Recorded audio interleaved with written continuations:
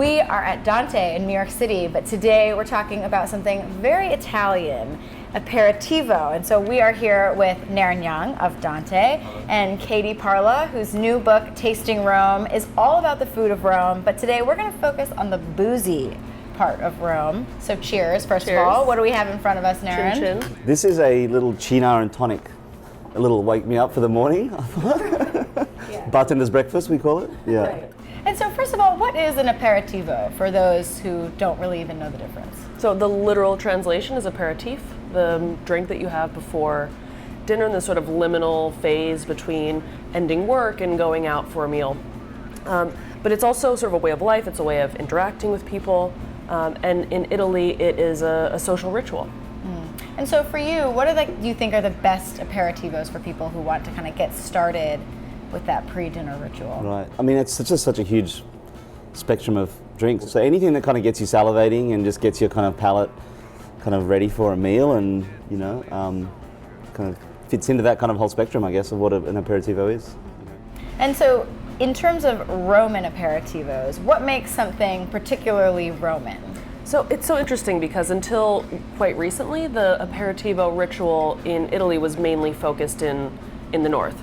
And it's only in the past maybe decade or so that we see a serious cocktail culture and aperitivo culture taking hold in Rome in certain bars.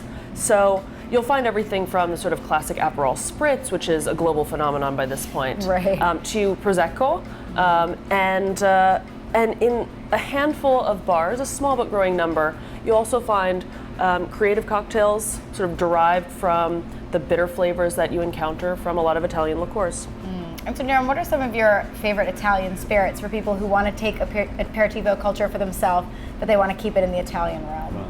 I mean, I'm a Campari freak. For me, that's been the kind of the muse of what we do here, and I just think it really kind of showcases aperitifs in so many different ways. Whether it's Negronis, Sbagliatos, Americanos, all these kind of classic Italian drinks that are now kind of starting to filter into the US, and I think people are starting to appreciate those bitter flavors that maybe weren't so popular a few years ago. So now, of course, you can still find plenty of terribly made watered down spritzes, but there are a number of places where you can get a fantastic aperitif. One that comes to mind is Caffè Propaganda, where Italian bitter flavors are the protagonists. For people who want to get started making their own aperitifs at home, is the best thing to keep it simple? What do you think is the best place to get started? Yeah, I think most of the classic aperitifs are just inherently quite simple drinks. I think that is maybe why also people are kind of gravitating towards them, because they're not hard to make.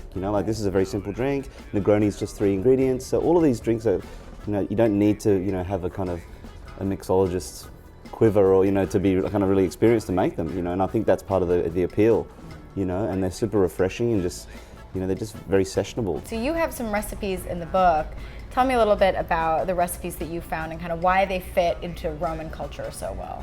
So many of the cocktail recipes are actually contributed by Roman bartenders, and I wanted to sort of show the full spectrum of flavors that you might encounter if you went to a wonderful cocktail bar in Rome, whether it's the Jerry Thomas Project or Caffè Propaganda or Coso. And they range from the sort of fun and flirty carbonara sour, which has a really fantastic name. It's delicious, it's not sort of gimmicky. It's a vodka sour made with guanciale washed vodka, and it's garnished with black pepper. So it's fun. It's sort of rooted in the concepts of Roman flavors. And we've got Cynar Spritz, which is sort of a twist on the classic Spritz, introducing Cynar, which is the base liqueur of this beverage. There certainly is a focus on bitter flavors, but not exclusively, and everything from gin to vodka to whiskey is present in there, mezcal as well. Right.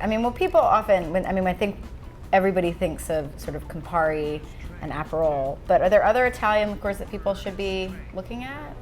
I think the whole kind of Amari family is huge right now, particularly amongst the bartending community. It's very hip and trendy, and and there's a massive kind of gamut of Amari from all over the country, which is really cool. So a lot of bartenders are using those, a lot. Prosecco's huge, but I guess the anchors are kind of Campari and Aperol, and you kind of just kind of branch out from there. Thank you both so much, and obviously if you want to have a drink without any fuss, you can come here to Dante and have any aperitivo of your choice. And if you want to learn about the recipes from the book or also a lot of great food recipes, you can pick up Tasting Rome. It's out now. Thank you so much. Cheers. Cheers. I think it's plain